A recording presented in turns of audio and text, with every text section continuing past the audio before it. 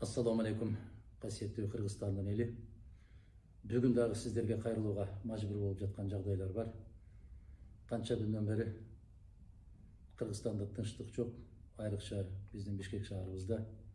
Көрүп атасыздар, бийлик талашуубу, кабинет талашуубу, стол талашуу дейбизби, кызмат талашуу дейбизби, чегине жетип баратат. Ар бир тарап өзүнө туурамын деп кыйкырып аткандар болуп атат. Кандайдыр бир фейктер пайда болуп, бүтүн Кыргызстанды жеке Адахан Мадумаровду бул тарапта экен, ал тарапта экен деген маалыматтарды байма-бай таратышып аткан азаматтар чыгып атат. Менин оозумдан сөз чыкмайынча, мен пикиримди билдирмейинче, касиеттүү Кыргызстандын калкы эч бир тарабына ишенбеңиздер. Бүтүн Кыргызстан саясий партиясы эч бир тарабын колдобойт, эч бир тарабына кошулбайт дагы. Себеп биз координациялык кеңеш түзгөндө айтканбыз, бардыгы кыймыл аракеттер мыйзамдын талаасында, конституциянын талаасында болсун деп. Биздин талабыбыз ошол бойдон кыйшайыпсыз калууда. Ошол координациялык кеңешке кирген кээ бир саясий партиялардагы жеке кандайдыр бир өздөрүнүн саясатын жүргүзүп баштагандыктан мен сиздерге ачык айтып коеюн.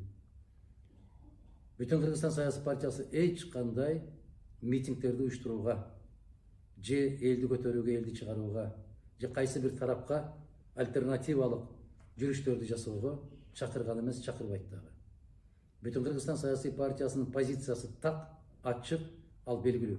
Бул мамлекеттин бүтүндүгү, элибиздин тынчтыгы жана достукка күлкү, душманга табаа болбогон бир мамлекетти куруу. Ар кимиз ар тараптан митингдерди уюштурабыз, демонстрацияга чыгабыз деп атат. Дагы бир жолу айтабыз. Биримдикке чакырабыз биз. Биз ынтымакка чакырабыз. Азыркы күчүндө турган жогорку кеңеш бирөөгө жагат, бирөөгө жакпайт. Бирок легитимдүү орган катарында тез аранын ичинде жыйналып, легитимдүү премьер-министрди дайындашы керек. Биз мыйзамдуулук үчүн күрөшүп келгенбиз.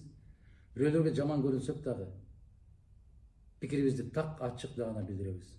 Мыйзамдуу гана шайланууну таанышыбыз керек. Биз тааныганыбыз бир тең, биздин өнөктөштөр, чет өлкөлөр дагы таанышы керек.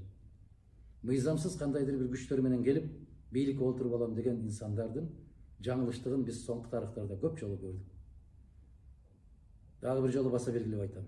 Бүтүн Кыргызстан саясий партиясы бийлик талашууда, кабинет талашууда, кызмат талашууда эч бир тарабында эмес. Биз андай жолдон алыспыз. Буюрса жараткан маңдайга жазган болсо, калың калктын, касиеттүү элибиздин колдоосуна ээ болуп келген, мыйзамдуу, нукура элдин ишеними менен келген гана бийлик орду боюнча бизде тынчтык болбойт деп терең ишенебиз.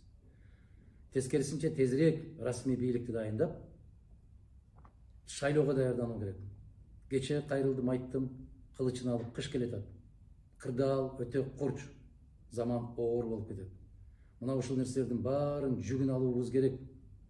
Биз бийлик талашуу үчүн келген жокпуз. Биз бийликти бирөөсүн кетирип экинчисин коюу үчүн келген жокпуз.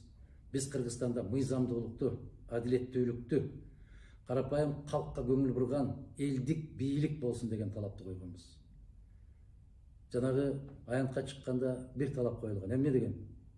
Мыйзамсыз өткөн шайлоолордун жыйынтыгын тааныбайбыз деп. Ага жетиштик. Борбордук шайлоо комиссиясы жыйынтыктарын жокко чыгарды. Эмнеге момунда будуң чаң болуп, чаң тополоң чыгып кетти? Эмне кереги бар деп ушундай нерселердин?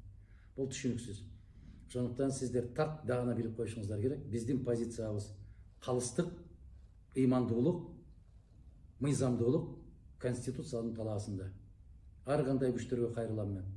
Кызуугандуулукка алдырбаңыздар, келиңиздер, олтуралы, жогорку кеңештин жыйынын баштайлы, өкмөттү кураңыздар, кимиңиздер барабыз десеңиздер, ачык шайлоодон өтүңүздөр дагы, жогорку кеңеш кимди колдоп берген болсо, ошонуңар келип өкмөткө отургула.